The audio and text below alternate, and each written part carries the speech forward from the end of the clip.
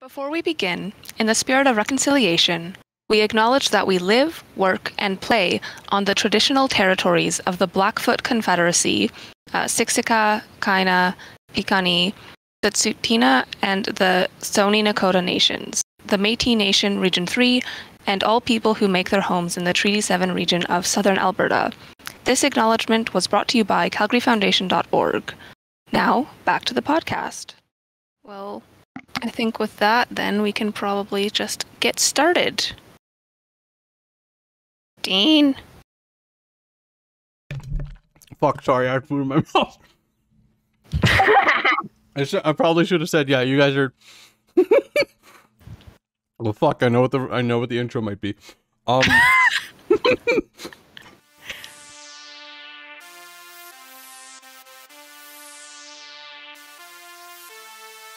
Hello, everybody. Hello. Hello. Hi. Hey there. Bonjour. My name is Dean, and welcome back to the InkGuild podcast.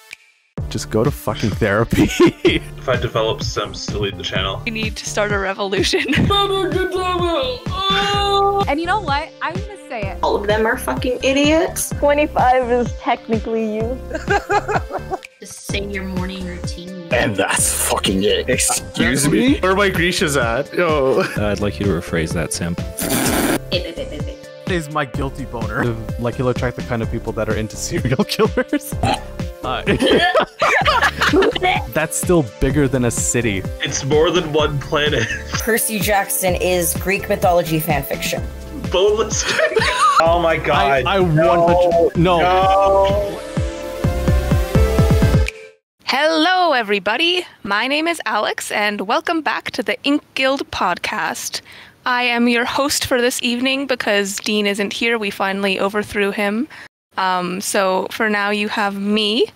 And with me tonight, we have Brooke. Hello. We have Marie-Soleil. Hey there. And we have Lee. Hello. And Dean is also here, sort of. I didn't realize I had been overthrown, but okay. So tonight we'll be talking about fan fiction. So I don't know where to go from here. So fan fiction. What is fan fiction? Fan fiction is fiction written by fans. It's in the name. And we kind of wanted to talk about the, how fan fiction's written, kind of the history of fan fiction, and its future, perhaps. Everyone, or at least most people on here tonight, I think, have an interest in fan fiction. So we're going to talk a little bit about that. So, fan fiction, to define it, is generally pieces of fiction written about already published work, usually not for profit, because you can get in big trouble otherwise. I don't know. I'm bad at defining things. Anyone got anything to add to that?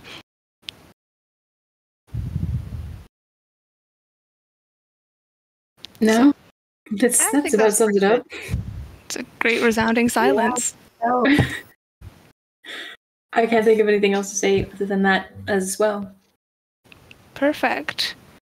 So I think to start off, we can talk about our own personal connections to fan fiction, how you discovered it or got into it, kind of your opinions on it and how they might have changed over time, that kind of stuff.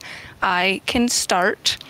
I got into fan fiction when I was in middle school through, I think it was the Vocaloid fandom, which, if you know anything about me, is probably not surprising.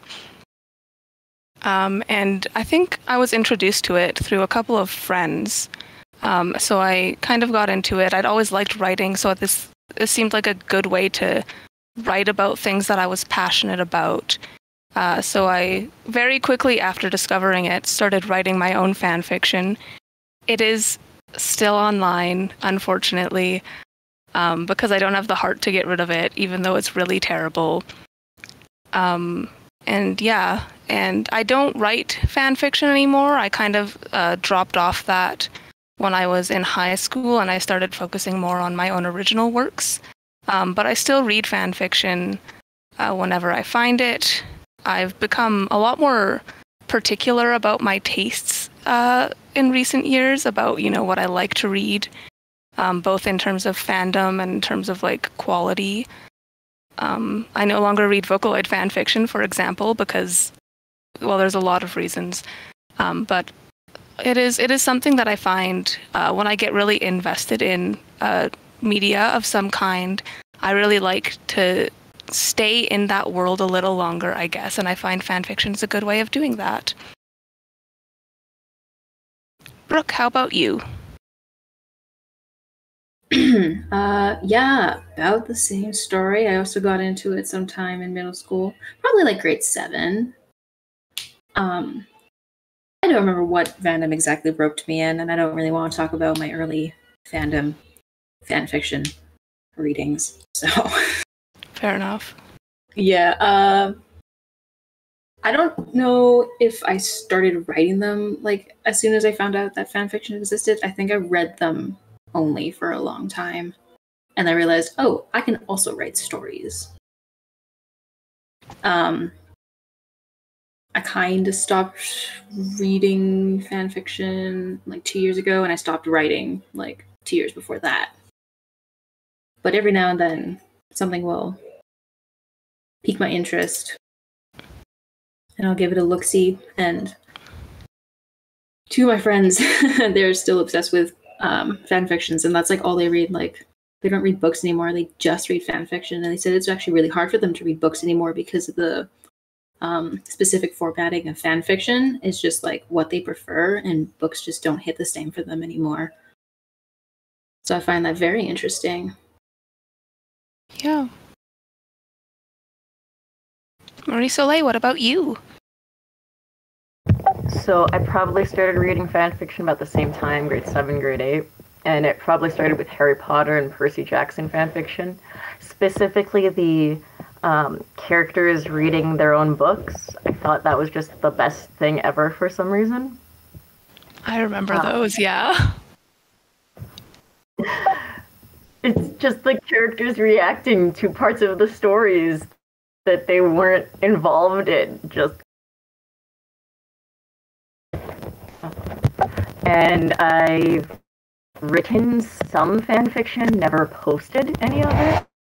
But I had whole family trees drawn out for like an adventurous fanfiction thing. Yeah, I remember like back when I first got into fanfiction, there was a lot of like really meta stuff that was really interesting to read. But Lee, what about you?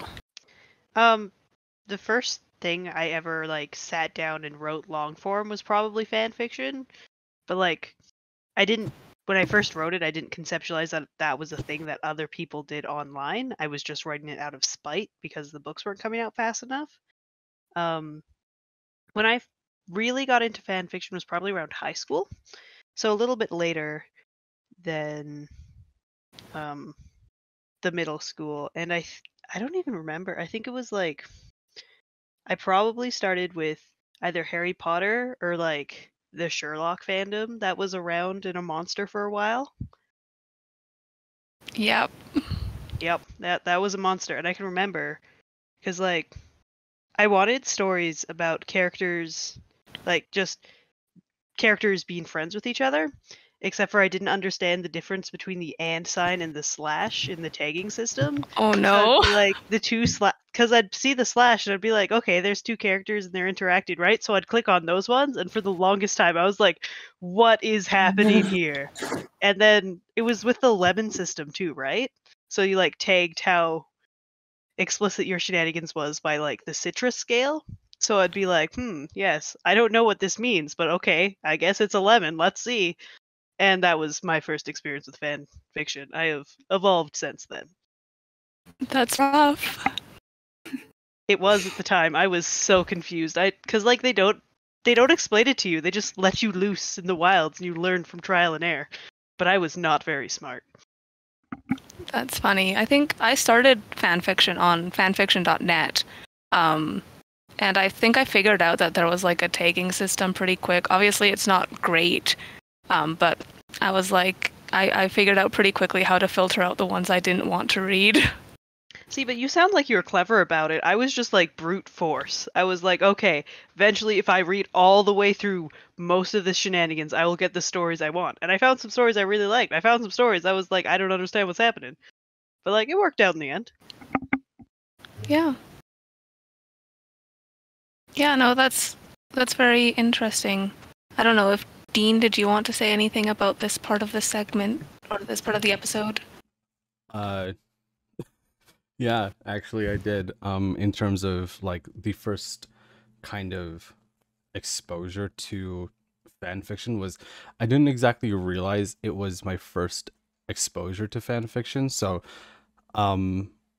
what I mean is I didn't know I was writing fan fiction at the time, because when I was I think when I was around, I don't know how old grade 4 is, but like in grade 4, when I was in the States, I wrote a story about my toys coming to life. Basically, if anyone's familiar with Bionicles, I wrote about them coming to life and like basically doing a Toy Story, but like not doing a Toy Story because they ended up fucking destroying the entire city.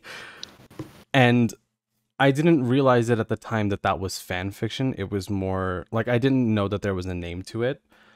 I think like it's because of like that though, that like Bionicle in itself was like a bunch of like fan stories, where again, like at such a young age, I didn't really think of it as like the term fan fiction. It was more just like, oh, here are a bunch of like-minded kids like me just making up their own stories on the internet about our favorite toys. But like little did I know over time that I kind of then associated that with fan fiction. And like to a degree, it's still something that, while I don't do as much of anymore, like it is still something like I read a lot. Like KDA fan fiction was probably the most recent thing that I got like really sucked into. Like, you know, KDA, for those who aren't familiar, is like they're fucking League characters, but they just so happen to be so, like, League just happens to be so huge nowadays that like it literally became like, you could literally take 4 characters from League, create a K-pop group or a K-pop girl group, and the fan stories out of that, wonderful. The fan art from that, really, really cute. But like, I don't know, just somehow, even after all the time, and even though I don't write fan fiction myself, like I keep coming back to it, and it's wonderful. Like I love reading the fan fiction that like my favorite fandoms kind of do. Like KDA was one, some video games are another, but yeah. I guess if we want to get really technical about it, my first experience writing fan fiction was I had a school assignment when I was in grade 3 where we had to like write a story, and then our teachers like published it. I'm putting air quotes around that. And it was just straight up like a 9-chapter Warrior Cats fan fiction. Yeah, I remember that. That was one of the first, like, that was like your introduction into the podcast, wasn't it? Like that was one of your earliest stories that kind of made you want to get into writing. Maybe. I still have it. It's really bad. It's hilarious. Dude, I wish I had my first story. That would be so funny. I definitely don't have my first stories, but I still have that. It was about like a bunch of kittens. They had to get thrown into a river of blood as like sacrifices to clean it up. It was really dark. Is it bad that I kind of want to read that now? Maybe I'll find it and send pictures. It sounds really It's so funny. But yeah, I think fan fiction is a good way to explore, you know, that kind of stuff, like the darker sides of fiction. If, you know, the story you're reading isn't dark enough, or maybe it is dark enough and you want to explore that aspect of it. But it's also a good place to do the opposite. I've read many slice of life stories about, like, you know, murderers and stuff. But I think this is a good place to transition into our next topic, which is a little bit about kind of the history of fan fiction, and the way it's been, like, not taken seriously as an art form, I suppose, is a good way to put it. It's interesting that our cast tonight is a very specific demographic for the most part. And I think that says a lot about fan fiction and its appeal, and the way that a lot of the times fan fiction is considered more of like a woman's hobby, or is like associated with like women writing it. And I think that's well reflected in our cast tonight. I don't know if you guys have any thoughts on that. I didn't realize that, actually. Like, it's not like a, I'm not going to go on about it, but yeah, I just didn't realize that it was more associated with that, I think. Yeah, no, it's a lot of times, this is like very, very related to like romance as a genre, but I think a lot of the things that are like very popular in fan fiction are things that are more associated with like women's interests, and a lot of times fan fiction is written by women, at least like both in my personal experience and like from like the research and the other experiences I've seen of people online. And a lot of the aspects of it tend to be things that women are more interested in, and I think that's a pretty big part of why fan fiction isn't generally taken seriously in the rest of media. Yeah. Also just made me think of all those like memes and shit I've been seeing, especially recently on TikTok, about like jokes of like teen boys being super horny and then being like, oh, girls are so pure, and the inside joke that all girls are reading like really smutty fan fictions. Like, you have no idea what we're thinking about, but it's bad. Just made me think of that. Like, I know that not all fan fiction is explicitly sexual, but quite a bit of it is. And I find that very interesting, that it's like our way of expressing that part of ourselves with like little to no ridicule. Yeah, I think that's a big draw of fan fiction for a lot of people, because, you know, with like, especially because it's something that's like accessible on your phone or on your computer, something that's very private. Whereas if you want to go out and buy like erotica novels, like, that's kind of, I mean, it's easier nowadays too, because we have like Kindles and stuff like that. But I feel like there's this whole like thing, this reputation about people who read like erotica or like romance novels. And I feel like fan fiction is a way, like, in a way has a similar reputation, but it's almost easier to access. Yeah. I generally don't like the term wish fulfillment, but it kind of has an aspect of that. It's like, somebody once told me that a lot of people's first crushes are on fictional characters because of the ways they're portrayed. And with fan fiction, you can take that, the way that character is portrayed, and expand on it, sort of, if that makes sense. Yeah, for sure. Yeah, I remember I've definitely had conversations with lots of people talking about like, oh, who was your first like cartoon crush or whatever as a kid. And the thing about fan fiction is I feel like that's a way for people to take characters that they like. And, you know, self-insert is a very popular genre of fan fiction. But I think that's a good way for people to, you know, experiment with like that kind of stuff with themselves, and play around with that kind of stuff without actually having to engage in it. And obviously it's not going to be the same thing, like writing or reading about something versus actually experiencing it. But in a way, I think writing is a good way to explore like all different aspects of yourself. Yeah. I also think, like, particularly for what we're talking about and what you brought up, fanfiction's really interesting because, like you said, you can make a character anything or which is why self-inserts are so popular. But I also think it's really interesting how fandoms will kind of take characters and claim them for different groups.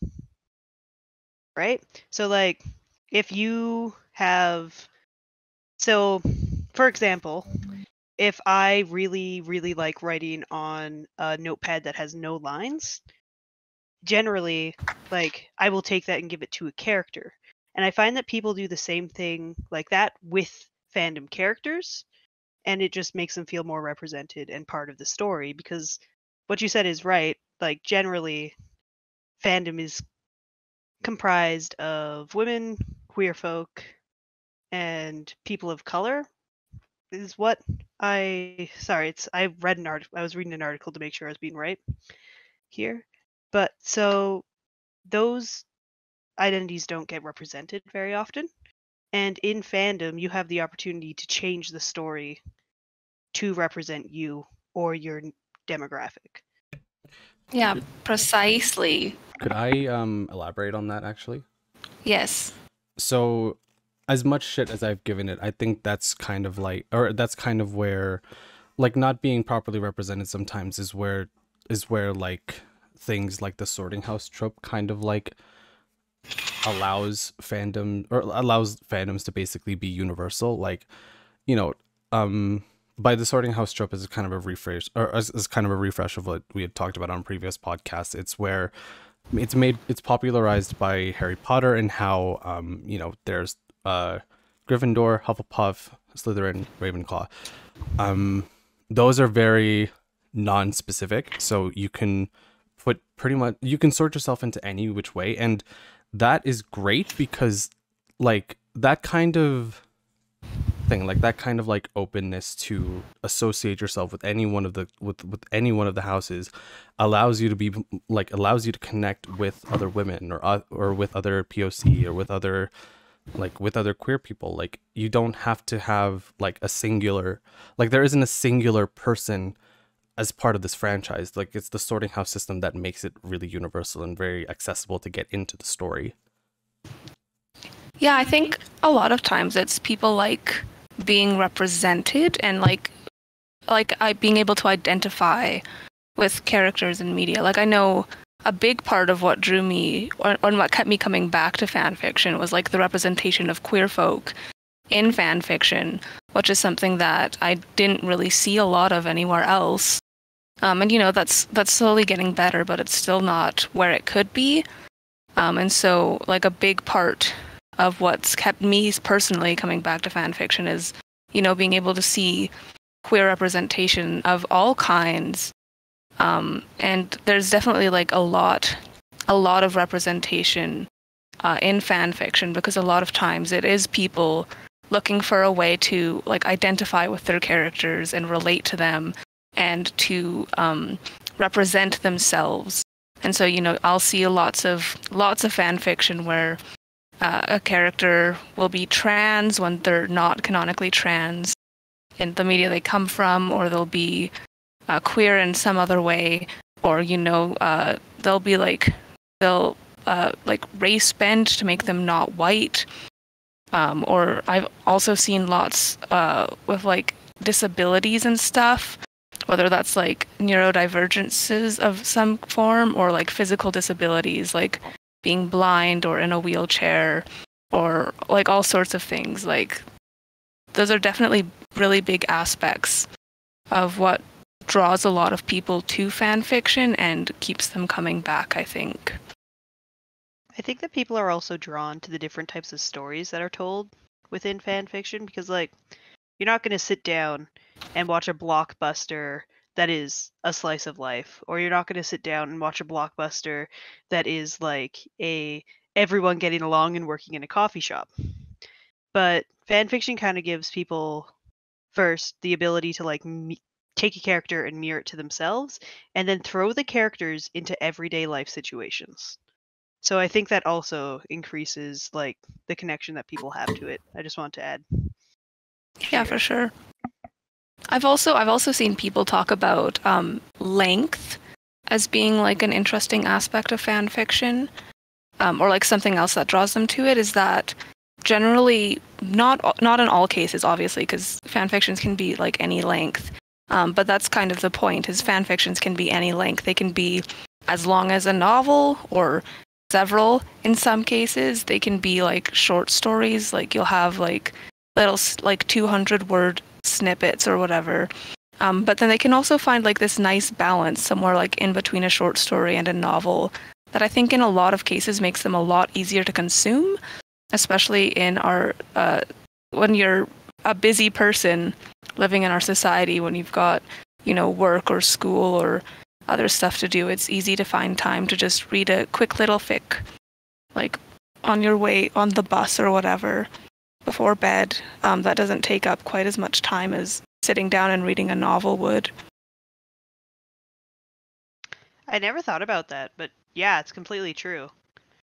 Especially because fan fiction, especially because of cell phones, is so mobile. Like you can read it anywhere, and you can choose whatever length you want, and you can sort for that. That's something I never thought about, but it's completely true. Yeah.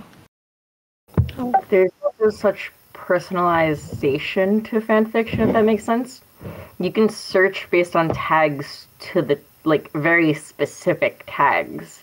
Whereas, like, when you buy a book from the store, you don't always get content warnings in it. If, like, there could be a graphic sex scene, and that's something that you don't want to read in this book, and you didn't realize that that was the level of intimacy. But in a fanfiction, there's tags that basically say, yeah, everything what you're going to see in this. Yeah. If people know how to use the tagging system. I think to kind of elaborate on that too, actually, it's because of like, I think it's because of like big big fan fiction sites, as I've always called them, as like Wattpad, AO3, fanfiction.net, that gives way for fan fiction to be so accessible. Because like on a personal note, like I had to go through like one forum for a lot of the Bionicle fan fiction that I used to read, but like through those three that I listed, like fan fiction can be written by almost anybody at this point, and like because it's so easy to access pretty much anywhere nowadays, like that's really opened up like a lot of possibilities for not just readers of fan fiction but writers of it too, I think. Yeah, AO3 is an excellent website and I am a big fan of it.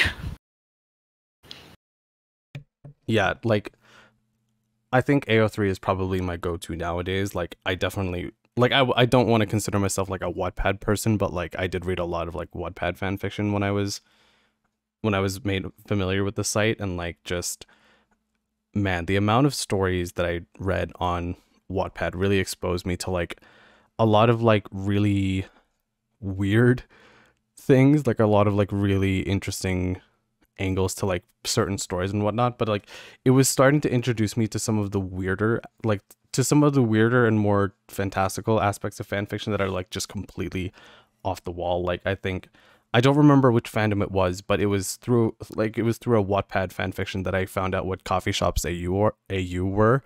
And if anyone's familiar with the tier list videos that we were doing on fan fiction tropes, coffee shop AUs are my personal S tier. Yeah.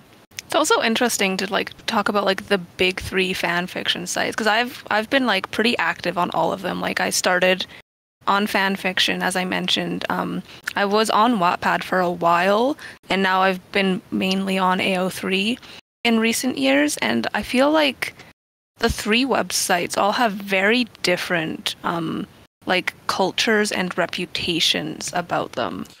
It's funny you bring that up, Alex, because like I've always thought about that, like making the jump from Wattpad to AO3. Like though I never wrote on any of those, just I always noticed that like there was a little bit more content on AO3. I think probably because like that's one of the bigger ones. Wattpad, like I don't know if I was just on the wrong corner of Wattpad, but like a lot of the ones that I read were like hella smutty. Like hella smutty. I mean, that's just there's a lot of those on Wattpad.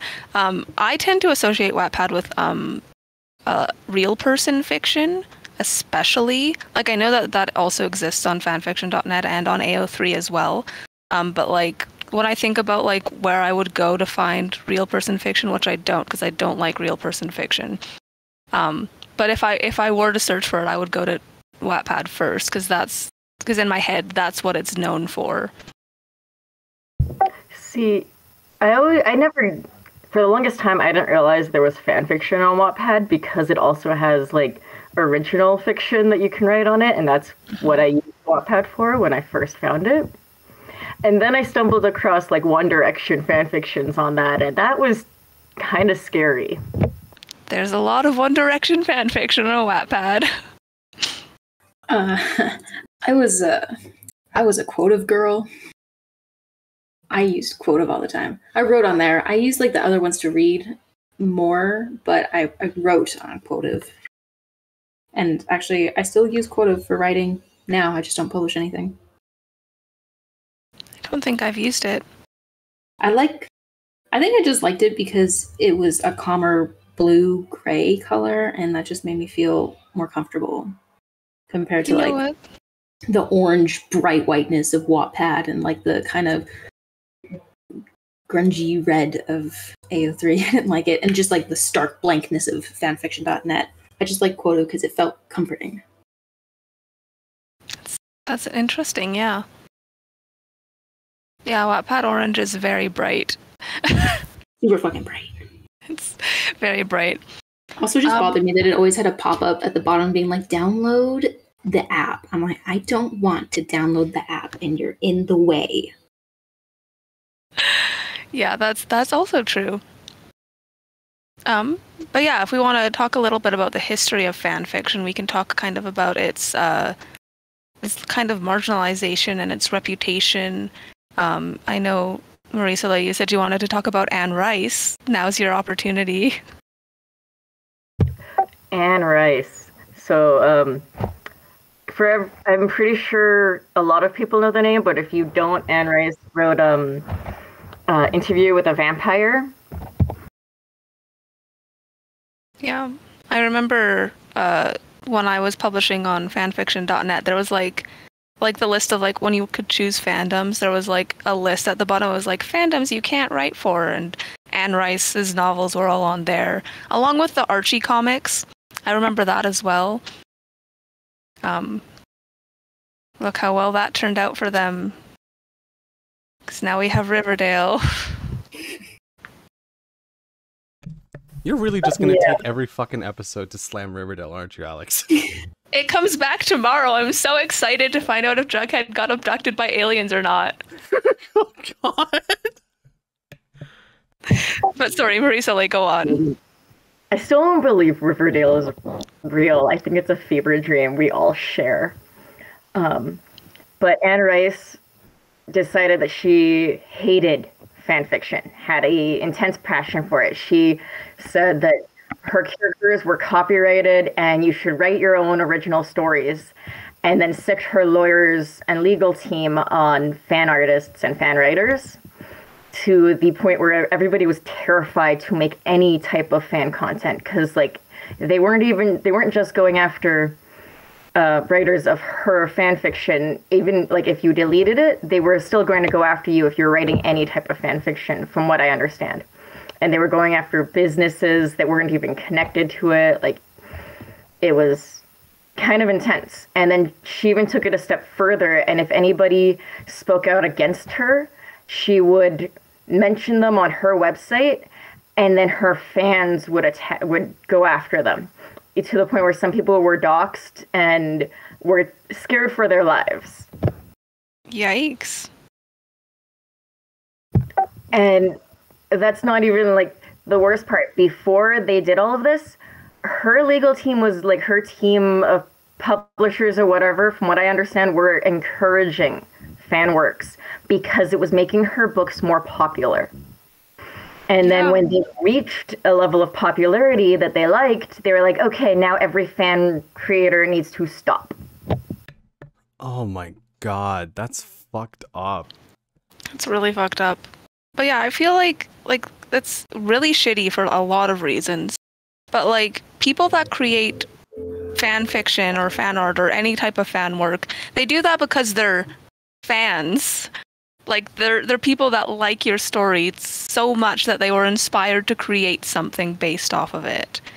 So to go after them and attack them for it is like really terrible. Yeah, like I think. Oh, sorry, Marie-Soleil, go. I was just gonna say, Interview with a Vampire had such a huge impact on the culture in New Orleans. Like, when I went to New Orleans on a high school trip, we were told that there was a group of people that opposed them putting in power lines because they were vampires, and while they go flying at night, would hit the power lines and get stuck. And that's all like goes back to the Interview with a Vampire fandom. That's so funny. Dean, what were you gonna say?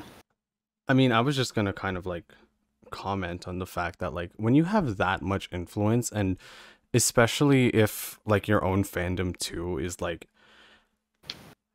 I think you're like a fandom kind of going after each other and doxing each other is one thing, but like the fact that it was almost encouraged by the people, like by the author themselves, like that's a whole other kind of like disrespect to not just like to like I think to the community, because like if you're like that is such a slap in the face, I think, to the people who are like actively loving your work, that want to show appreciation for that, and just to be like, hey, no, don't do that, stop.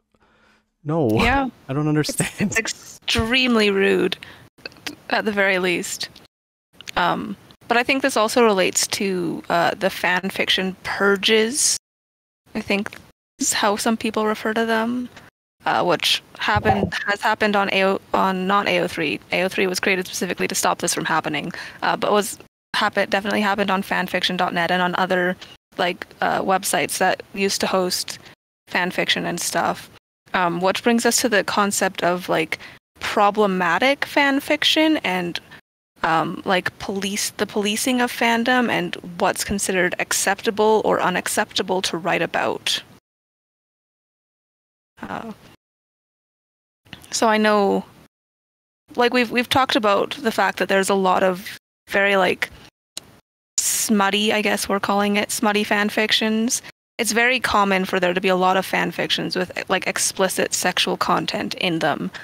And our culture is not exactly pro-sex in a lot of ways, and so a lot of places have a lot of like stories and sites have been targeted because partially because there's like sexual fan fiction, and among lots of other reasons as well, and have been taken down as a result of it. And I think I am not wording this well. Oh my god. But like, you know, there's a lot of fan fiction has sex in it. A lot of people have issues with that, and so a lot of sites have been taken down. And as a result, I think there's a lot of like policing in fan spaces about what's acceptable to write and what's not acceptable to write. So yeah, I guess we should talk about problematic fan fiction now. Anyone got any thoughts on that? That just makes me think of like the first things that come to my head is like real life shipping and fans taking it too far, especially with my god, yeah, massive amounts of fan fiction and fan art of them being made. Like I remember Markiplier and Jacksepticeye going through like, you know, like they had a hard time because people were shipping them so hard. I was really big into Dan and Phil when they were at the height of their popularity, and I was right in the midst of it when like really, really, really bad fan fiction started circling around, and people weren't really putting warnings on like what they were. People were just talking about them, and they would say like really vague things like, this changed my life. Like I can never forget this, and that could be taken as kind of like a good thing. So there were many bad, like awful fan fictions that I accidentally read because I didn't know what they contained, and it was like, holy shit, because also Dan and Phil have read on their channel some fan fictions, and I wonder constantly if they'd seen those other ones, like those really bad ones. That's part of my problem with like real people fan fiction is like those people can see it. It's always a possibility. Like the fact that the ones that they've read on their channels are like already really disturbing, and the fact that there's ones that are apparently worse really concerns me. Yeah. Yeah, to elaborate on that, actually, yeah, like I also follow a lot of YouTube groups, and to be honest, like I think growing up, I kind of thought that like, oh, people like shipping these two is kind of funny. Like, you obviously can't deny the chemistry that like Markiplier and Jacksepticeye have, but like suddenly when you kind of grow up, that's when you kind of realize, oh, that's kind of uncomfortable. And I know I'm kind of rephrasing, but basically to kind of offer up my own my own couple examples. I watch a lot of OfflineTV and their friends. I think one of the biggest ones that have been kind of been like, hey, stop doing that, is with Sykkuno and Corpse. It is very obvious that those two have really, really good chemistry together, but people kind of taking it too far with the whole like, oh my god, they're like, they were meant to be with each other and stuff, or like they were meant to like, you know, be friends from the start and stuff. And it's like, I haven't read any of the fan fiction between Sykkuno and Corpse, but like, God, I do not want to read, I don't ever want to read Corpse Kuno fanfic. But it's even gotten to the point now where I think Katamina Miyang and Disguised Toast have been shipped together, and they are, I think, noticeably a lot more on camera. And I obviously can't speak for any of them as a group, but like, just it's like, it's one thing to kind of like respect two friends having great chemistry on screen and off screen, but to suddenly start shipping them together, whether, you know, whether that's in the comments or through like actual fan fiction, like that's just weird. Like it would like that would just make kind of anyone uncomfortable when two people are kind of designating you and this one other person to be like, hey, start dating. Like that's that I don't even, I shouldn't explain to anybody why that's wrong. Yeah, I've always had issues with it. Like even when I was a kid, I thought it was super weird. Or like my early like exposure to that, I always thought it was super weird to ship real people together. And like I know multiple people that have gone through that. Like I know two of the guys from One Direction were shipped together. I've spoken out about it. Dan and Phil.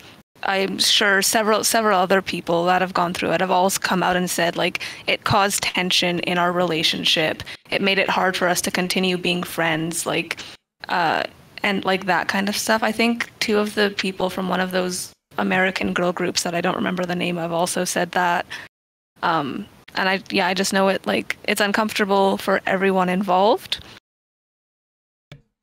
Yeah. I think to maybe offer up another like really problematic example of real life shipping is in K-pop groups. Oh God. I don't really talk about that enough because so few people in this group, if anyone, really kind of listen to as much K-pop as I do. But like I listen to girl groups, I listen to boy groups, and regardless of however big those groups are, there are always people shipping them together. Like sometimes it's cute where you have two members kind of just like, you know, giving each other looks and hugs and stuff, and you're thinking, yeah, that's kind of cute. It's a little weird, but I mean, maybe they're just like baiting their audience or something, which in itself is kind of weird. But like just some of the fan fiction that I've read of like some of the bigger groups especially are more prone to this naturally, I think. But just like people who are like actively romanticizing two people together is just weird.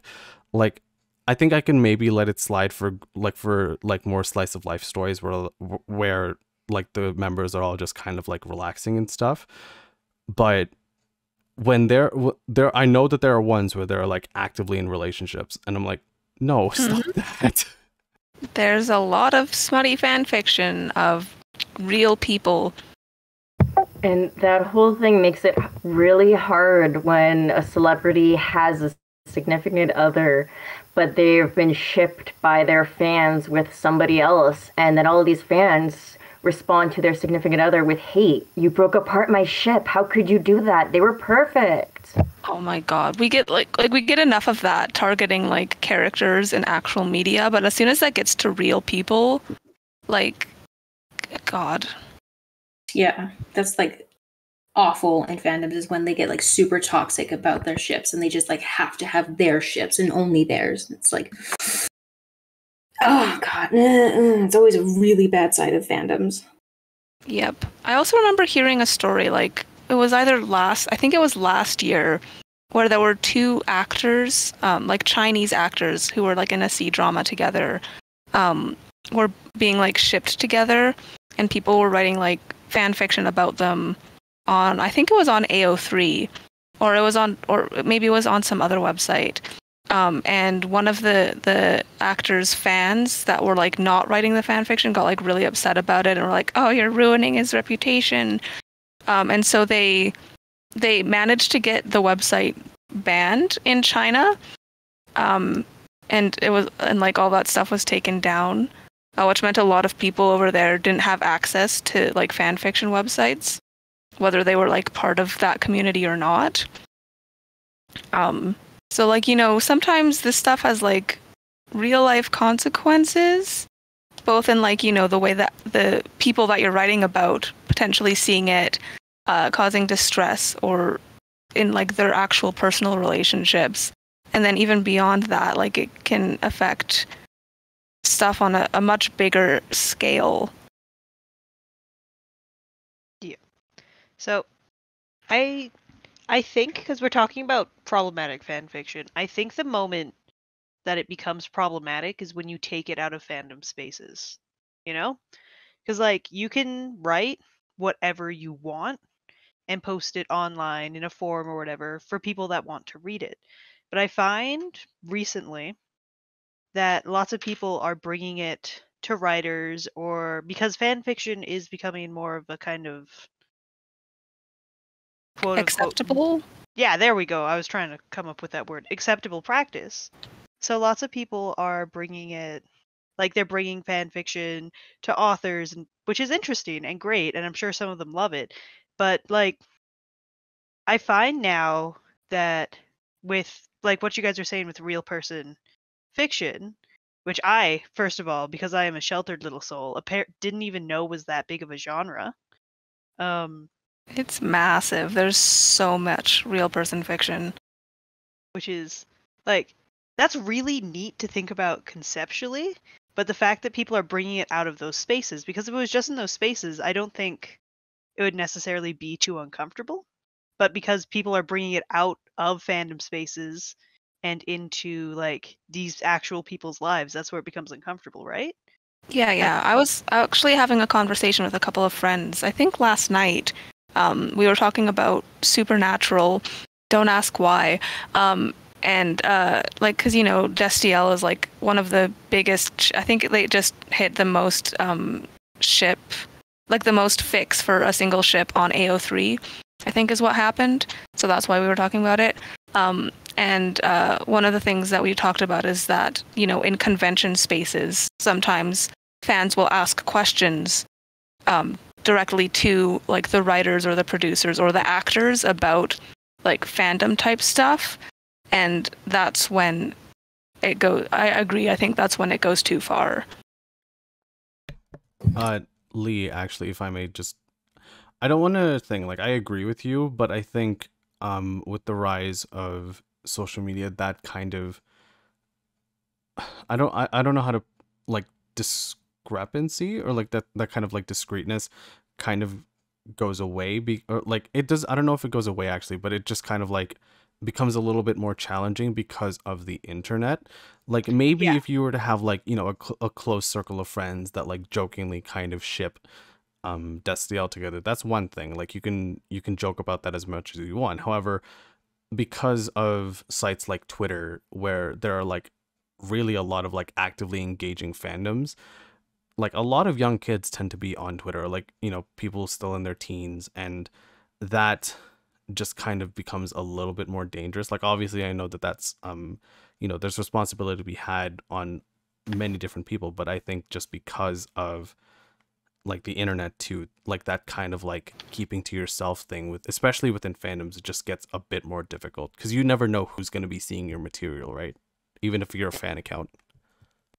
Yeah, and that's totally valid, because the next thing I was going to bring up is like lots of shows and even Anne Rice, like Marie-Soleil brought up earlier, use fandom as kind of free publicity, right? And that some shows will actively engage in their own fandom. So it's really interesting because like that doesn't make me like that doesn't cross a line for me, even though I said that when people bring it out of fandom spaces. And you are right, where the internet does kind of open it so you never know who's reading your stuff. I suppose it's more like when fans consciously target one actor or one director for their like fandom theories, or like cross just general socially acceptable lines when they're asking questions about people in forums or conventions, right? Because I feel like sometimes, because fandom is so wide and broad and we get so comfortable talking about these people and these characters as characters, that unconsciously we cross the line every once in a while to things like, and ask things of them that you wouldn't ask for just some random person on the street, because it's not random person on the street X, it's like the so and so who plays my favorite character X, right? So you lose that almost conception of them sometimes, if you guys understand what I'm saying. Yeah, totally. Yeah, for sure. Yeah, I do think. Sorry, Marie-Soleil, go ahead. I was just gonna say, it with real life fan fiction, it gets to there ends up being things that are repeated in fan fictions, and it gets to the point where you don't know if this is fact or just fan canon, head canon. And if you start taking things from these fan fictions and believing they are real, that becomes a big issue. Oh, for sure. I remember finding like real person fictions before that like speculate about like real people's like home lives and stuff, and that's always so uncomfortable. I'm surprised no one has brought up the movie After yet. You know, the movie that's based on a Harry Styles fanfiction? Oh, God. And I constantly wonder how Harry Styles feels about that. I didn't know that was a thing. Yeah, it's awful. It's real bad. It's awful because it's not even like good fanfiction. It's like the really abusive dickhead boyfriend kind of fanfiction. Yeah, it's like it's like if 50 Shades of Grey was written about a real person. Oh no. And also teens. And also teens. Wait, actually, they're in college, aren't they? I think they're in college. Yeah, I think it starts off with them going to college. They're of age. Never mind. It's less bad that way. Still bad. It's still really slightly less bad. So the one thing I'm finding out today is that there's a lot more going on in fandoms than I am aware of. Because I have a very strong like blocking and ignoring policy, and you guys are opening my eyes to all these juicy little details that I never even knew existed. Oh my god. Actually, while we're on the topipic, do we want to talk about 50 Shades of Grey? Should we just start talking shit about different fandoms? That'd be funny. At least I was, at least I wasn't real people.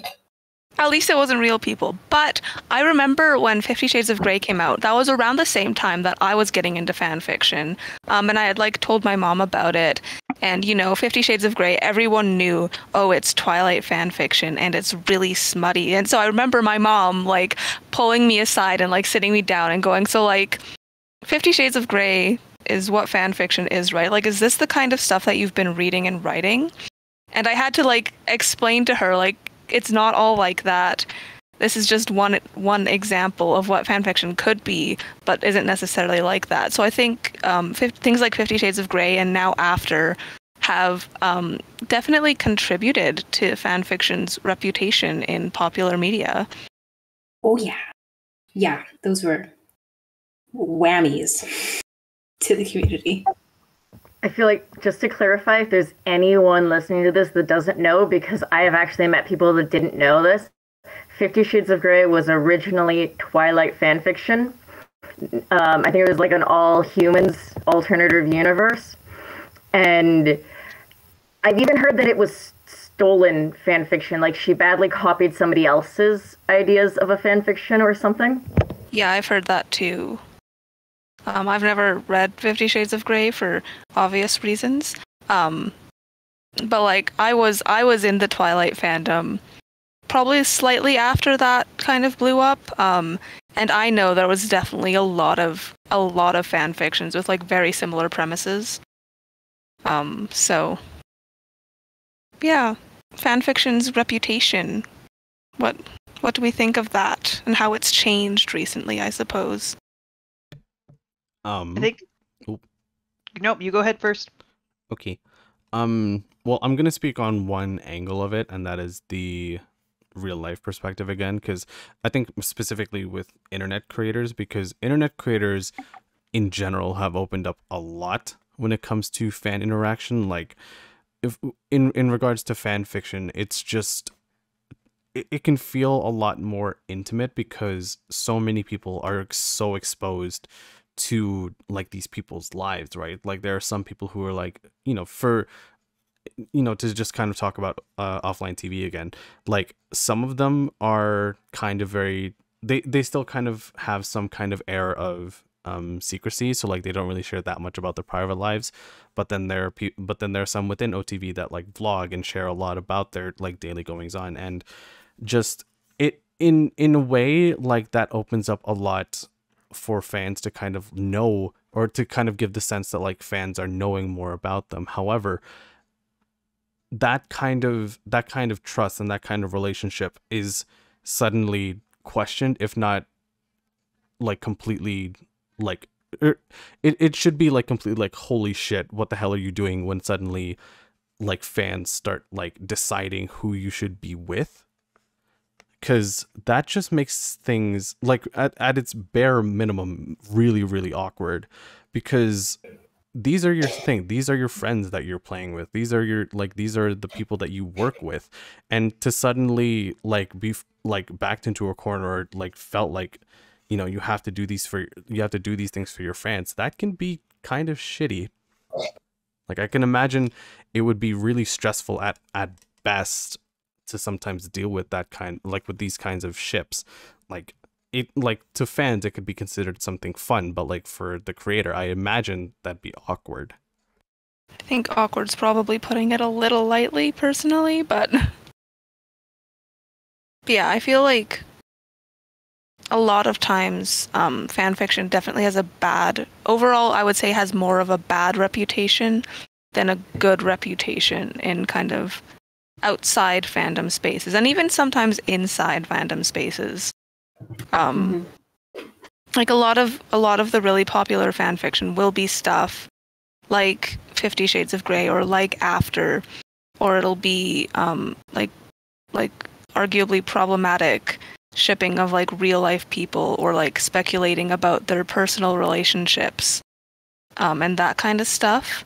And so, when it comes to creators like, influencers or YouTubers or whatever, I think it would generally have a very negative connotation. Oh, and K-pop fans, can't forget the K-pop fans, because they definitely have a bad reputation. Even stepping away from the like real life fan fiction and into just general fan fiction, there's a lot of people that have like an idea that it's really an immature hobby to get into, or something to read. Like I know, like I've sat down and I've been reading fan fiction and I'll start crying because it's something emotional, and when somebody asks me what I'm reading, I'll be like, oh, it's a Batman fan fiction. They just laugh it off and brush it off, but it's like, I'm reading Jason Todd being murdered by the Joker from his point of view, okay? Back off! Yeah, I think it's something that can have like a very serious impact on people, but is definitely not taken as seriously as, original media. So, something on that note that I find really interesting when we talk about fan fiction is where people draw the line at what is fan fiction and what isn't. Because, like, if you want to take... Are we going to have the Paradise Lost conversation? Oh, we could have the Paradise Lost conversation, but I was going to do something from recent years. If Okay. The Star Wars sequel trilogy was directed by J.J. Abrams, Rian Johnson, and its screenplay was written by, like, Lawrence, can't pronounce the last name, J.J. Abrams, Michael, can't pronounce the last name, and Chris Terino. Where is George Lucas in the sequel trilogy? And because he's not there, does that make it a fan fiction of a universe that someone just bought the rights to? Because, like, it's not the same writer. It has some of the same actors, but the main plot and story is not made by the main person who wrote the like great originals. So it's something that I'm finding, especially with universes like Marvel and DC, is what counts as fan fiction when you have sprawling universes like that or sprawling sequels like Star Wars. Yeah, and if you have franchises that are written like all in the same universe, even the same characters in some cases, but are written by multiple different people, some of which are like, inspired. Well, I'm assuming they're all inspired by the original work in some way. Hopefully. Or what about like reboots and stuff? Like, there was the She-Ra reboot. Is that fan fiction? Right? It's a strange thing to think about, especially when you because fan fiction is supposed to be a transformative work of a pre-established public work, right? And the She-Ra reboot is exactly that. But so is like Ninja Batman. Because someone sat down, wrote a little like Ninja AU fan fiction for Batman, and DC said, "Yeah, let's publish that." Yeah, and I remember there was seeing a conversation like years ago now, I think, about Wicked, like the book. I think it was about the book originally, not the musical. But it takes place in the same universe as The Wizard of Oz. It kind of works as like a prequel to The Wizard of Oz, but it's like a published novel. And now like a extremely well-known Broadway musical. Does that count as fan fiction? A lot of people, I think, would argue yes. But then why does it have the same derision directed towards it generally? Because, I think you're right. I think they would technically count as fan fiction, but, no one's going to be like, oh, you read Wicked? Well, and then this is where this is where I think we can kind of bring it back to our marginalized communities, because I've seen people argue that the reason things like Wicked aren't considered or aren't treated with the same derision as like a Wizard of Oz fan fiction published on AO3 might be is because Wicked was written and published by a man in the traditional sense. Like I don't want to say like that's like the only thing, but I have seen like people bring up like that a lot of the reasons fan fiction gets the derision it does is because it's considered like a women's space.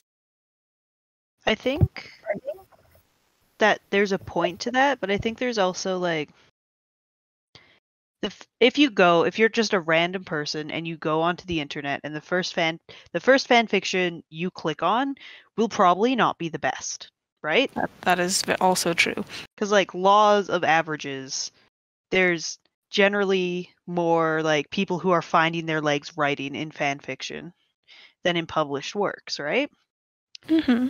So I feel like there is a certain amount of derision, which has always been there since like the Star Trek fandoms in 1960, that this is like a woman's hobby and that it's not a real hobby where we just memorize the facts of a series.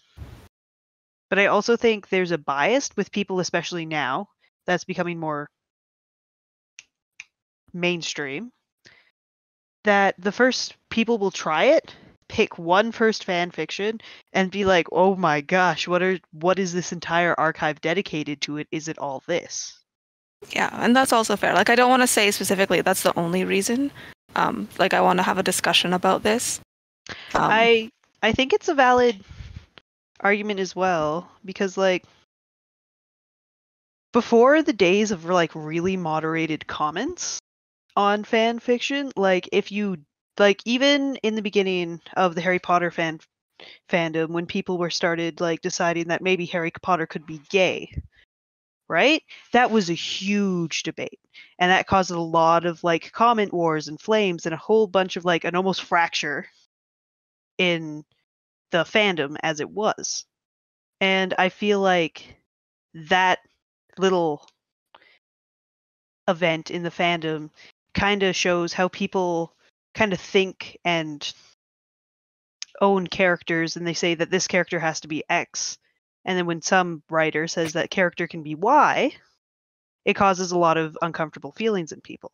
And so when you have an entire genre that is largely written by women and largely depicting queer characters, you're going to have people who go on because they really like, say, John Watson. And then they're going to go onto the internet, they're going to do a Google search, and the first thing they come up with will probably be like a slash fic. And they will be a little bit shocked and uncomfortable. Right? I have a friend who had that exact experience. She was like really into Les Mis, and really liked this one character. Went on to fanfiction.net, like searched up this character, found a slash fic that was extremely explicit, and decided to never read fanfiction again because of it. Amazing. Yeah. And that's my point. Yeah. Yeah, that just made me think, because I just finished watching My Hero Academia recently, that literally anything to do with My Hero Academia, someone will always comment, Deku is straight. Because there's a lot of content that ships all the characters together, and Deku often gets shipped with, like, Kachan or Bakugo, whatever fucking want to call him. But every single thing that comes up that's My Hero related, at least one person will say Deku is straight, because people just absolutely hate seeing what they think is a straight character being not straight.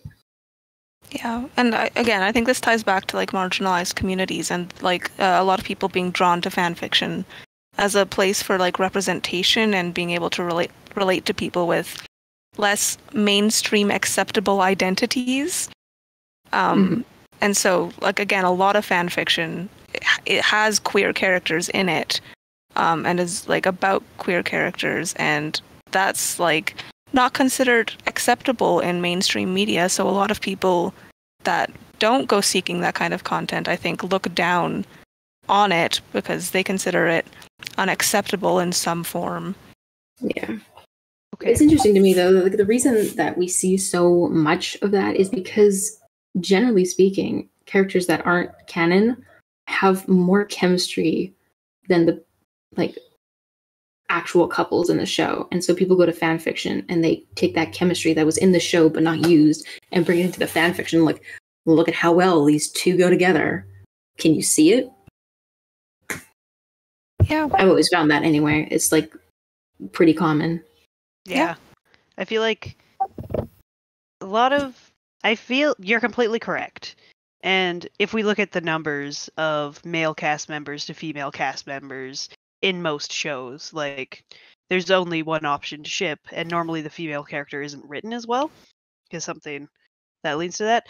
But I also wanted to bring up, because we were talking about like how it's kind of looked down upon for the sheer amount of queer content. And I don't know if you guys have noticed this recently in fandom, but in some of the fandoms I'm in, I'm noticing a rise in people arguing that, okay, all these characters can be whatever sexuality you want, but they have to be the right type of queer person. Oh, right?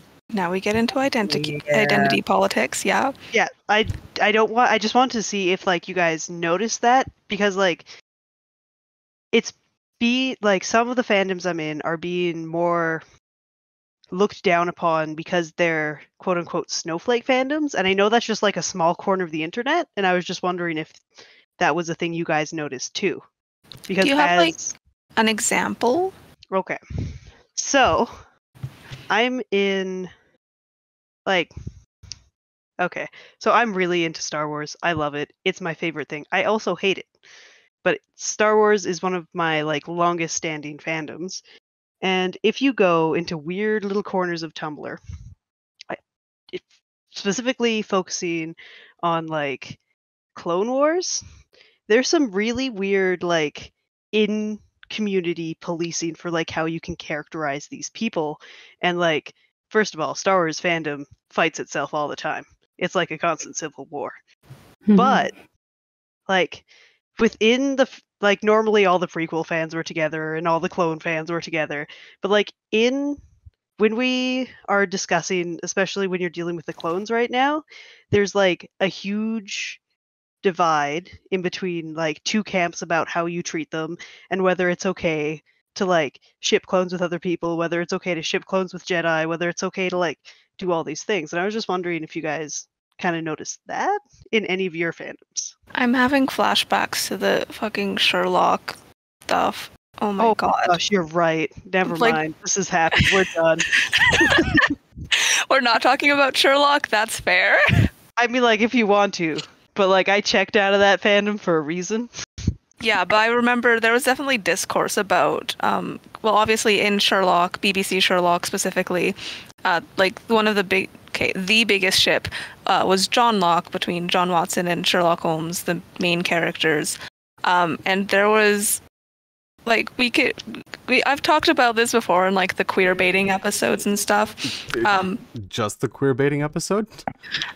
And I'm sure several others. But like a lot of people thought John Locke was going to be canon because of like queer baiting and queer coding and other stuff. And so there was the John Locke conspiracy, which I believe Sarah Zed has a good video explaining that whole thing. But like basically people thought it was going to be canon, and so there was like debates on the internet about whether Sherlock was a top or a bottom, and if you were on like the wrong side, the other side would like attack you for it. Like, yeah. So yeah, no, that's definitely a thing. There's also, I think, a lot of queer infighting that leads to that. Like, you know, people having issues with a character being headcanoned as asexual, because that takes them out of like that, or they perceive that as them taking them out of like shipping spaces. People have issues with both the pansexual and the bisexual label for a plethora of reasons. A lot of people have issues with headcanon characters as trans or non-binary for like a plethora of reasons as well, I'm sure. So yeah, no, that's definitely there's a lot of fandom infighting about that kind of stuff. Or if you have the headcanon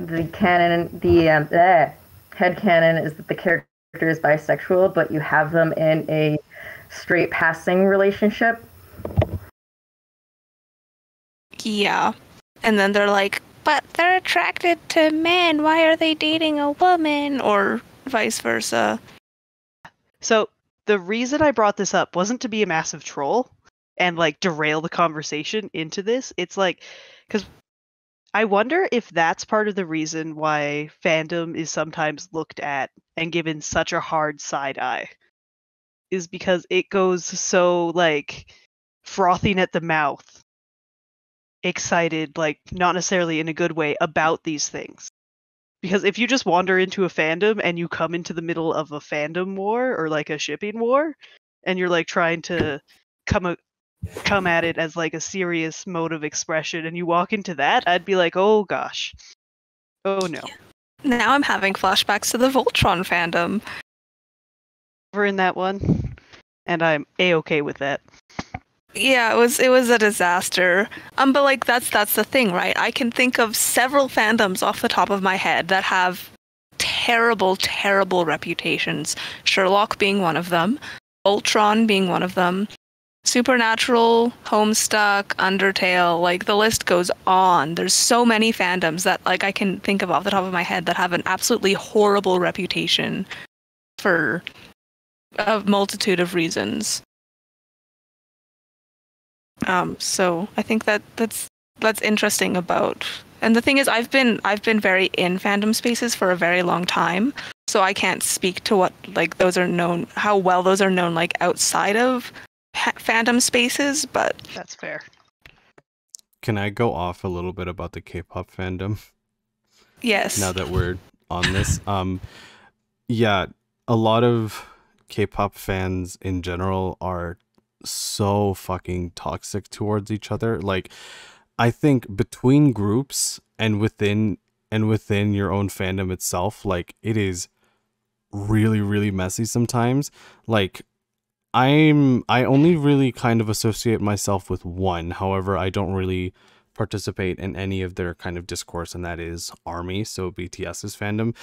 I think because BTS is the largest K-pop group out there right now, they probably have one of the bigger fandoms, I think, and there is so much infighting between army, and not just infighting between army, but like literally just targeting other other groups.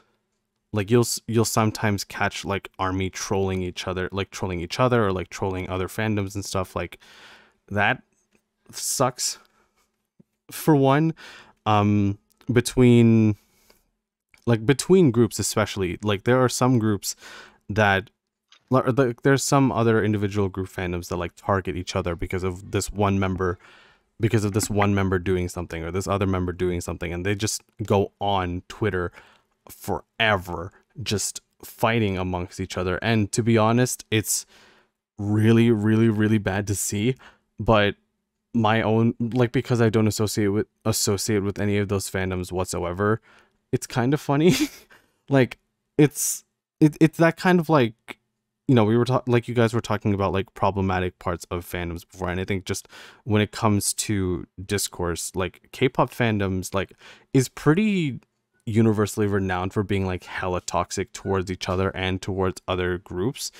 But like really for someone who is still getting into, or like who is still like starting to divulge into like which groups I like and which groups I don't like all of them I can comfortably say have pretty toxic fan bases, whether again whether it's towards each other or towards other group members within the K-pop industry. Yeah, I didn't even like go into like YouTube fandoms. A lot of YouTube fans have very bad reputations as well. But yeah, I do think that like, yeah, I don't know where I'm going with this. Never mind. Anyone else got any thoughts on this topic?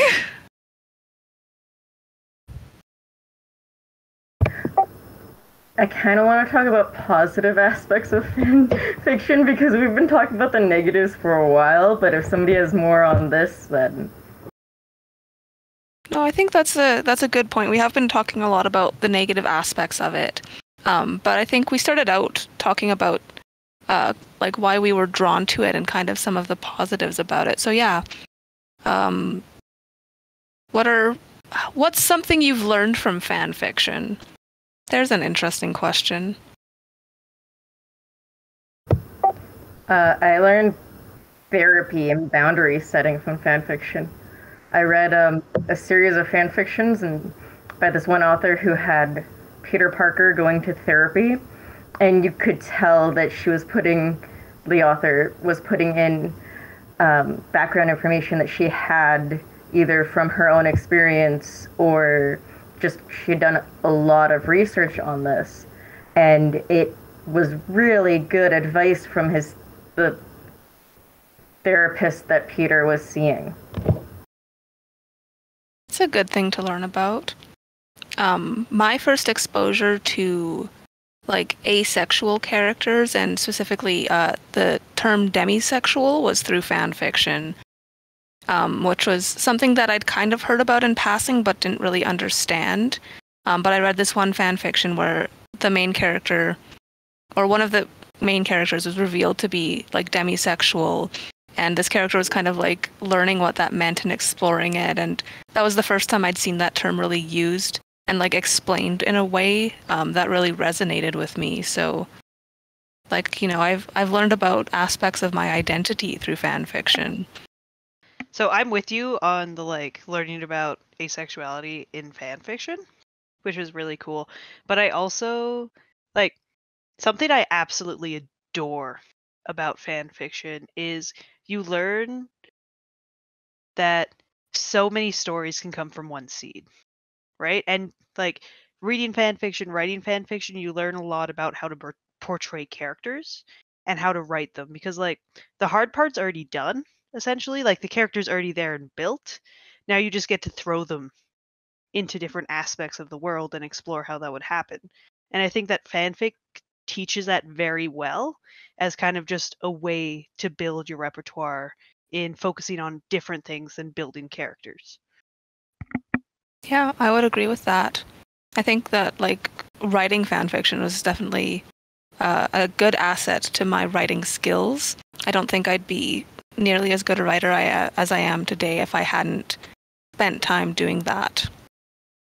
Because yeah, it's a good way to learn how to build, like do like world building or to like explore relationships and that kind of stuff in with characters that already exist. Yeah, and depending on like what you want to write, you can focus on almost any aspect of your writing, which is something I really love. Because like, if there's a hole in the world build to fill it in. If there's like, what if this happened? That helps you develop plot. And then if you want to like risk the big one and add your own character, like that's where you can start trying to build a character and then model it around something that's already pre-established, which I think is really cool. Yeah, for sure. And like I think even technical stuff is stuff that you can really work on. Like I've read fan fictions that have been stylized to be entirely dialogue. And so it's like something that you have to like learn how to write dialogue that reflects each individual character, so you know who's speaking when and that kind of stuff. And like alternatively, I've read fan fiction that has like no dialogue and it's all focused on like details and stuff. And like setting up a scene and like imagery basically. So it's a very, very open art form, I think, that lets you explore a lot of stuff. But yeah, Brooke, how about you? What have you learned from fan fiction? Yeah, about the same thing. That's kind of what got me into writing in the first place, was just writing fan fiction and developing the craft from there. And also it's just nice to not have to leave my favorite characters just because the movie or the book ended, and I could go back and just live with them and vibe with them and get to see really realistic worlds with them, and really traumatized characters finally get the therapy and love that they deserve. Yeah. Yeah. I also think fan fiction is a good way of exposing yourself to ways of thinking that you otherwise might not have thought about, if that makes sense.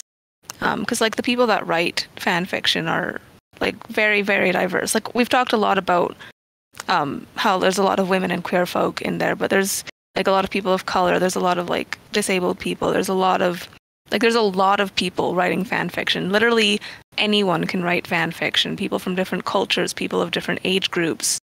And I think it's a good way of exposing yourself to other points of view and learning about people through it.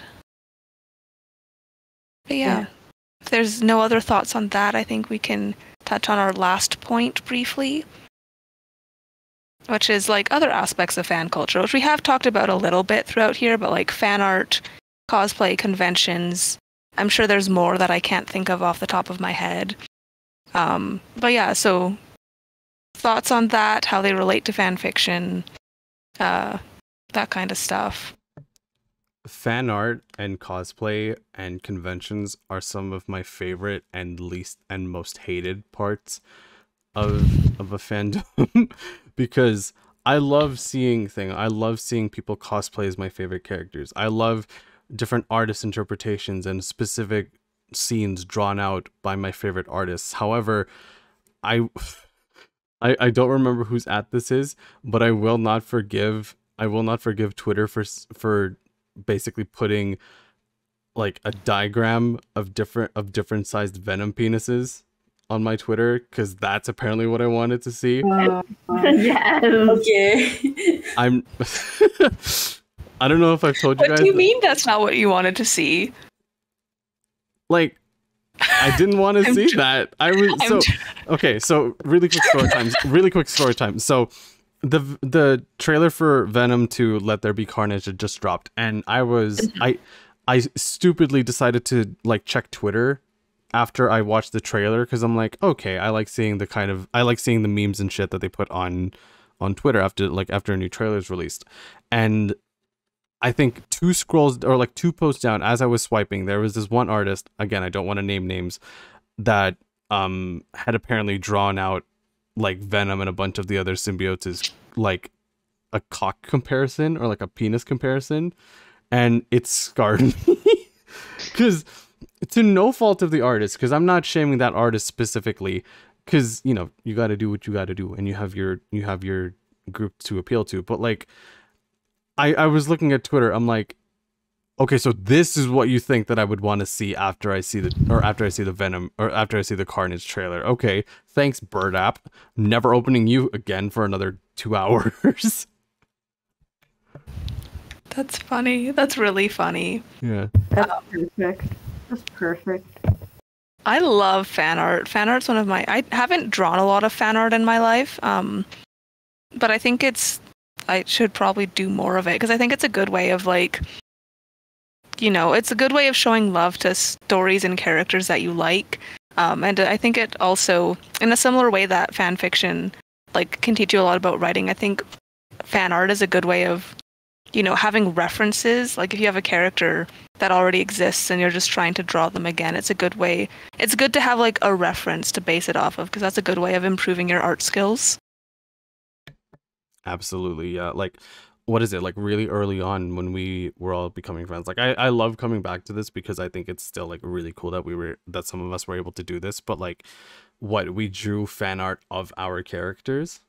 I think it was Alex, you and I, plus Gabe, and I think Marie-Soleil, you were also part of it. But just, like, the four of us, we, like, exchanged OCs and did fan art basically in our styles. And I always thought that, like, that was so cool, just how, like, you know, I draw your character, you draw my character, and vice versa. Like, it's like that kind of sharing of fan art and potential ideas of not just, like, favorite established characters, but your own original characters, that just makes fan art so fun to do.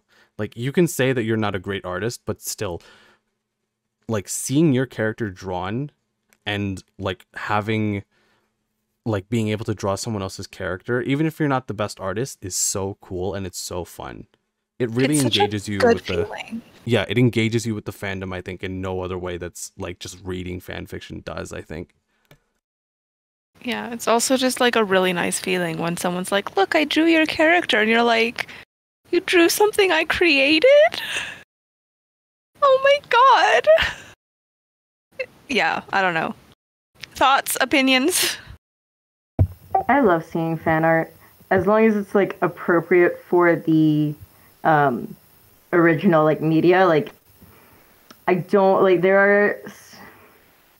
Rule 34 is a thing, but personally I feel like there should be lines drawn, especially including children, and yeah. Yeah. That should be a no-brainer, though, to be honest. Like, it's not. You would think, right? Like, that's, like, you would think that, like, for some people, like, hey, don't draw or like draw, like don't sexually draw your your minor characters, but there's still people who do that. And the people who are, like, using the excuse of, like, oh, I'm gonna age up this character to do this kind of smutty drawing. First of all, you're a piece of shit, and your fan bases are also pieces of shit. Just, I called this out, or I didn't call them out specifically, but there were two artists that I did kind of, like, allude to when I was doing the shonen episode, the shonen anime episode with the Soy Boys. And again, don't want to name names, but those two artists in particular are, like, case examples of, like, really sexualizing characters, especially and especially using that excuse of, like, aging up characters to be able to draw these characters for your perverted audience. It's like, yeah, I don't want to dwell on this, though. No, and, like, I'm sorry, it's like, yeah, I mean, that issue does exist. That issue does exist in fan fiction as well. But again, I didn't want to dwell on it. But yeah, fan art is nice. I always love having fan art as my phone backgrounds. Something. Has anybody actually cosplayed in this group? I have. Wicked. What did you cosplay as? Who? What? Embarrassingly, I have cosplayed as a Homestuck character. But primarily the two that I do the most are Megadine Iruka, who's a Vocaloid, and then Elizabeth Midford from Black Butler. I'm, like, not even into Black Butler. I just like that one character. I think I've tried doing a couple casual cosplays, or like closet cosplays as they call it. Like I think there was one that I did of Kuro from Haikyuu, where I basically just found like a red windbreaker and like messed my hair up a little bit to kind of get like that signature look that Kuro has. The other time that I did put a little bit more effort in was a casual look of Rowan Whitethorn from Throne of Glass.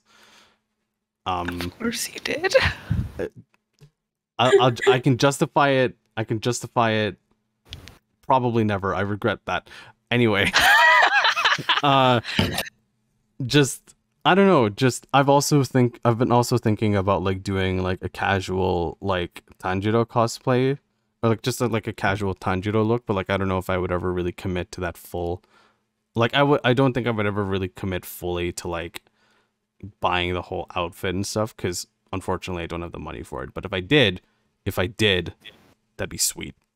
Yeah, Marie-Soleil, you seemed excited about it. Are you a cosplayer? I've never actually cosplayed, but I have had ideas and plans for it. One of the like simplest ones I want to do is a Night Vale community radio intern, because like they die so frequently that like they're not all named, and it'd be easy to I think it would be relatively easy to pull that off. Brooke Lee, you into cosplay at all? I've never cosplayed, but I've always wanted to. I just never have a budget. Valid.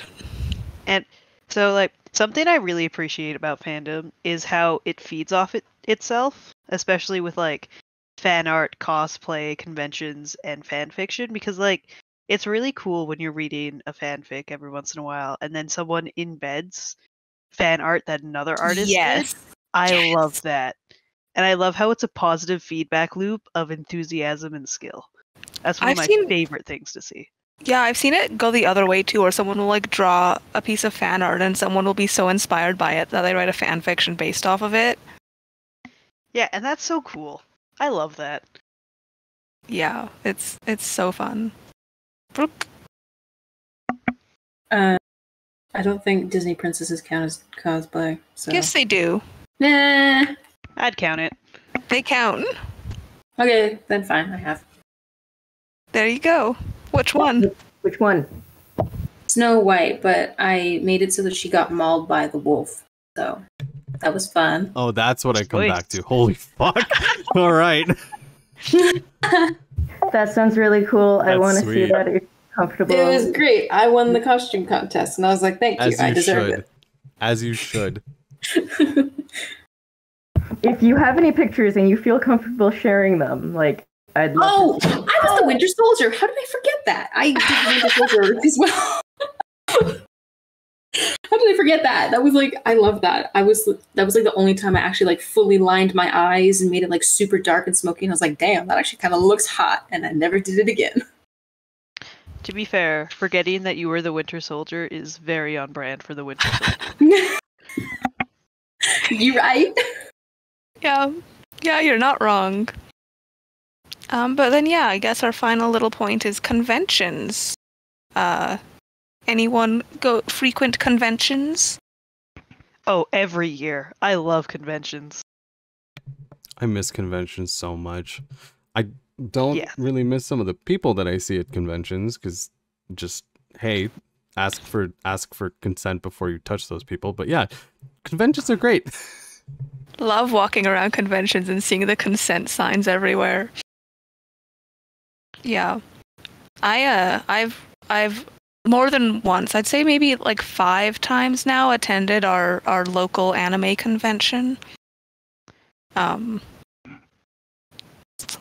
in cosplay. Okay, wait. I have like, I don't really have like a story for it, but I've heard so much about I don't know if I want to censor it, but basically Otofest just being like a huge hit and miss. Like, apparently the people who run the thing, great. All of the guests that they get, wonderful. Like, it's a really nicely organized convention. It's just that some of the people there just apparently kind of ruin it for everybody. Or like ruin it for everybody, but like they kind of just like don't have the proper kind of like etiquette when you're on a convention floor, I think. I think that's just a convention thing in general. Like, I think there's people like that at every convention. So, like, how... First of all, I will say I'm definitely more of a Comic-Con goer, and, like, the smaller comic book conventions as well goer than the OdaFest. But I've only been to OdaFest once, and I had a really positive experience with it because, like, I was working as a behavior support worker, and the client I wanted really wanted to go to OdaFest, and they worked, like, for months to create a costume so they could go to OdaFest and, like, getting the money to go to OdaFest. And it was really cool to see them that, like, enthusiastic about something, because they, as a person, generally were not. And I have to say, the people at OdaFest, because, like, I had my, like, little lanyard that was explaining the situation, were so great about it. Like, because every once in a while, as a behavior support worker, like, you go out in public, and sometimes you just have, like, sometimes people are just kind of shitty. But, like, I have to say, OdaFest was really, really great. And it could have just been that we hit a sweet spot because we went on, like, a Sunday morning at 8 a.m. where, like, not a lot of people were there, or maybe we just hit, like, a really awesome group. But, like, they were really accommodating, and, like, to be able to see them get the same amount of enthusiasm for something that at the time I did not understand at all back was really rewarding to see. So I will always stand conventions. Yeah, no, like I said, I've been several times, and I've usually had, like, an overall positive experience. Like, it's just the atmosphere of it is so fun. Like, you see people walking around in cosplay. If you're in cosplay, you know, people will come up and be like, oh, can I take a picture of you? And, like, for the most part, people are always, like, really good about that kind of stuff, like asking to take pictures. And if you say no, they'll, like, just leave, or, you know, they'll ask if they can have a hug or whatever. Some people need to play their music a little quieter. Hamilton fans. But, like, you know, besides that, I've overall always had a really positive experience. Yeah, I don't know. Brooke, Marie-Soleil, have you been to conventions? I've been to the Edmonton Expo once, and I've wanted to go back, and I've wanted to go to the one in Calgary, but it's always been too expensive. And while I do love to people watch, I'm not a fan of being great in the heart of a crowd by myself. If I were able to go with somebody that I could, like, hide behind, I would love it. I'll take you sometime then. Yes, that'd be amazing. Oh man, us going to a convention as a group sounds so fun. Honestly, conventions are not fun when you're by yourself. They're definitely a group activity, in my opinion. I've always gone with friends. I second that. When I went to the one in Edmonton, I went to with one of my friends, but she had paid to go into this one panel that I wasn't that interested in going and paying to see, so I went and just walked around for a while, and it got kind of dull just walking around by myself. Yeah, that's why I say big groups are usually, well, not like big groups, but, you know, like bigger groups, like more than 2 people are usually good. Yeah, I'd say the times I've had the most fun were definitely in, like, groups of, like, 4 or 5 people. So we should go. We should go. We should, when stuff opens up again. Yeah. Like, what is it? I heard that, like, Calgary Expo is doing their thing later in September, I think. And I want to know how that goes because, like, I've met and I've worked with some of the people at Expo. They're some of the most, like, they're really sweet, and they're also, like, really kind and, like, very you know, they all have, like, very mutual interests in, like, very nerdy things. So, like, it's just a really nice, or it's just a really good atmosphere to kind of, like, surround yourself in, like. And, you know, this is me just, like, hyping them up a little bit because, like, you know, times are hard right now, so, like, hopefully that they get good business. And especially with some of the names that they're attracting too. Like, I forget who's coming to the expo this. Brendan Fraser. Yeah, Brendan Fraser. Yeah, that makes me genuinely really happy. Like, Yeah, like Brendan Fraser, I think. I forget who else. I think fucking fuck, I forgot. Hold on. I'm gonna mute and I'm gonna find this list. I pulled up their Instagram at the moment.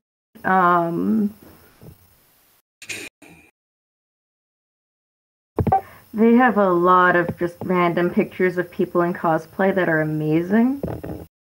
Yeah, I'm so impressed by like people who are good cosplayers. Like, there's some incredible cosplayers out there. Keep up the good work. Oh, just to kind of go back quickly to the people appearing at Expo thing. Kit Young is coming. Jesper fucking Fahy is coming to Calgary Expo, and I'm so sad that I can't see him. That'd be so cool to meet him. Oh my god. That's cool. I remember Matt Mercer came to OdaFest a couple years ago, and I found out about that after I didn't go to that convention, and I didn't know who he was at the time. But I found out afterwards, and I was like, God, I could have met Matthew Mercer. A friend of mine went and had his DMs guide signed. It's really cool. That's so cool. Also, Ray Fisher is going to be there from Justice League. He was so... I think Matt Ryan is also going to be there. But like on... That's a tangent that I actually kind of want to go in. Like who have you guys met at Expo? Like the celebrity guests? No one. No one? You've never met like, or you never gone up to like any of the voice actors and stuff? No, I think I've like been there when people I've known about have been there, but I've never... I think you have to like, it's like pretty expensive sometimes to meet them. It is, like, to be fair. It cost me a lot of money in total, the people that I've met. So I never went to OdaFest, so I never had the chance to meet anyone there. But when I went to Expo, I've met Danielle Panabaker from The Flash and Sky High, I think. Yeah, just more notably The Flash. I've met I forget what her name is, but she played Rowena in Supernatural. Lovely. She's so sweet. I've met a couple people, and I think I've also met 3 different voice actors from Overwatch who, like, you know, that was back when like Overwatch was still like huge at the time, so like it was a really, really big deal for me, like getting to interact with them, and just they were like hella sweet and really, really nice. So I think that's it for me, actually, for the people that I've met at Expo. I met Devin Murray, who plays Seamus Finnegan in the Harry Potter movies. And I met, what's her face? One moment. Natalie Dreyer, who plays Nancy Wheeler in Stranger Things. And Sharon I'm not going to say her name right, but she plays Barbara, also in Stranger Things, at the Edmonton Expo a couple years back. That's so cool. It was nice. I shared my mini donuts with them. Anyone else? Nah, because I've never been, because I never had people to go with. We'll take you. We can go as a group. It'll be fun. Yeah.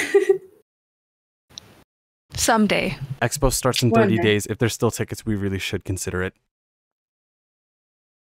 Yeah, you know, they limited the tickets because of the pandemic and everything, so I don't know if there's going to be tickets left.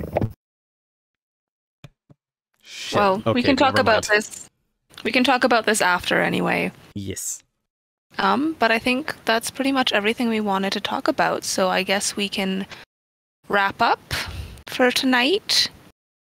So thanks everybody for listening in. We are at the InkGuild on TikTok, Instagram, and Twitter, but our main home is on YouTube and Spotify. You can also connect with us individually through our own social media, which I believe is in the description. Check out our Wix if you want to learn more about us, and keep an eye out for more podcasts and other creative projects. I don't know what to do for this closing segment. I didn't prepare for this, Dean. Well, as these, as kind of like the second episode to not have me as host, you did a wonderful job. Really I was really proud of you for carrying your own for the last couple hours. So amazing job. Round of applause to Alex. Woo!